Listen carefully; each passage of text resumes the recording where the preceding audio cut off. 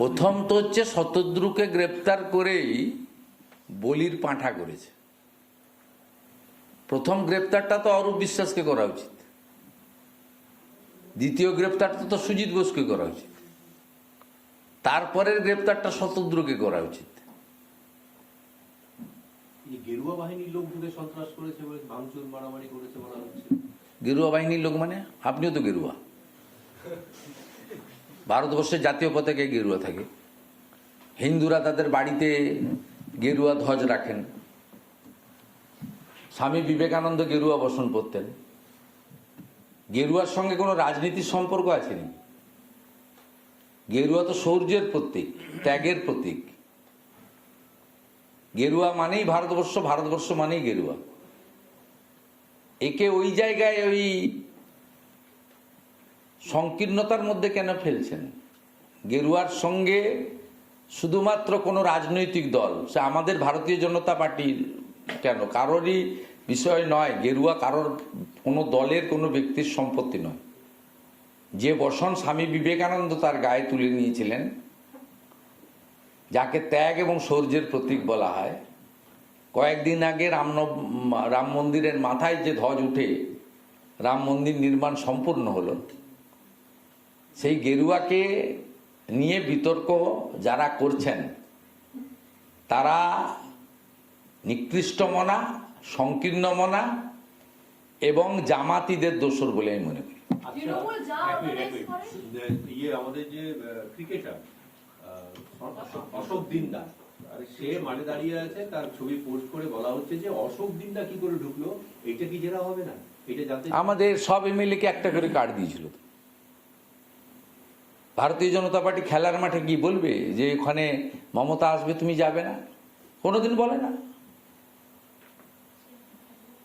294 জন MLA কেই একটা করে কার্ড দিয়ে এসেছিল, যারা বিধানসভা থেকে পেয়েছেন, নিয়েছেন। আমার রুমেও একটা কার্ড দিয়েছে। ওকে দেখাচ্ছে মেসির কাছাকাছি, মানে ওকে দেখাচ্ছে মেসির কাছাকাছি, হয়েছে গোলমাল দেখা যায়নি, তার মধ্যে তা ওর কাছাকাছি যাওয়া মানে কি অশোক দিনদা দায়ী নাকি? ওকে অর্গানাইজার ছিল নাকি? তাহলে আপনাদের যে মিডিয়াগুলোর কাছাকাছি গিয়ে ছবি তুলেছেন তাদেরকেও তো একই সমান দোষে দুষ্ট। তো শান্তনু বসু বিদ্যুৎ দপ্তরের সচিব, একটা ডাকাত, মেসিকে জোর করে ধরে কি কি ভিডিওগুলো কি অস্বীকার করবেন? মেসি 20 মিনিট থেকে চলে যেতে বাধ্য হলেন অরূপ বিশ্বাস এবং মুখ্যমন্ত্রীর পরিবার, অরূপ বিশ্বাস এবং সুজিত বসুর পরিবারের অত্যাচারে। এবং সকল যারা নির্বাচনের সময় তৃণমূলের প্রচার করে, সেই টলিউডের কিছু লোকজন তারা কুক্ষিগত করে রেখেছিলেন। তাহলে বিক্রি করেছিলেন কেন টিকিট? 5,000 থেকে 14,900 পর্যন্ত। এই যে বলছে আমি যোগড়ে কাজ করি, মানে মিস্ত্রিও নয়, লেবার, তাকে ধুলাবালি ঘাঁটতে হয় মাথায় প্রত্যেক দিন। এই ছেলেটা 5,000 টাকা এর কাছে অনেক। এরা তো মাসে 10-12 হাজার টাকা রোজগার। অর্থাৎ এই মাসে তাকে খুব হিসাব করে চলতে হবে। তার বাচ্চা থাকলে বাচ্চার বেতন স্কুলে দিতে পারবে না কিনা সেটাও সন্দেহ আছে। একটা লোক 12-14 হাজার টাকা রোজগারের যদি 5,000 টাকা মাঠে দিয়ে আসে, কেন এদেরকে টিকিট বিক্রি করেছিলেন? আপনারা তো কোনো 5 স্টার হোটেলে আপনাদের এই বড় লোকদের এবং মুখ্যমন্ত্রীর ঘনিষ্ঠ লোকেদের ডেকে নিয়ে গিয়ে একটা টি পার্টি করে ছবি সেশন, ফটো সেশন করে দিতে পারতেন। আপনি কেন পশ্চিমবাংলার এত যুবকের ইমোশন নিয়ে খেলবেন? এই লোক ইনকাম গ্রুপের লোকের কাছ থেকে স্ন্যাচ করলেন, চিট করলেন। মমতা চিটার, অরূপ বিশ্বাস কালেক্টর, সুজিত বোস ডাকাত, শতদ্রু ব্রোকার। আরেকটা ঘটনা হচ্ছে যে আজকে তদন্ত কমিটি কাজ শুরু করে দিল। মমতা ঘোষিত তদন্ত কমিটি, সে কে? তদন্ত কমিটিতে কে আছে? পাড়ার কমিটি, ওর পাড়ার লোকদের দিয়ে কমিটি করেছে। ও কমিটি কে মানবে?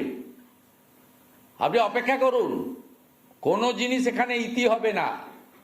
যা করার করবো আমরা, তার কাগজ তৈরি হচ্ছে। রাজ্যপাল বলেছেন যে এটা একটা সিস্টেমেটিক ফেলিওর এবং কি ঘটনা ঘটেছে আমি যথাযোগ্য জায়গায় রিপোর্ট পাঠাবো। তিনি প্রোটোকল মেনেই বলেছেন, তিনি তো রিপোর্ট করবেন দিল্লিতে, তার তো এখানে ডাইরেক্ট কিছু করার নেই। তো গভর্নর সাহেবের উচিত আরো কড়া ব্যবস্থা নেওয়া এবং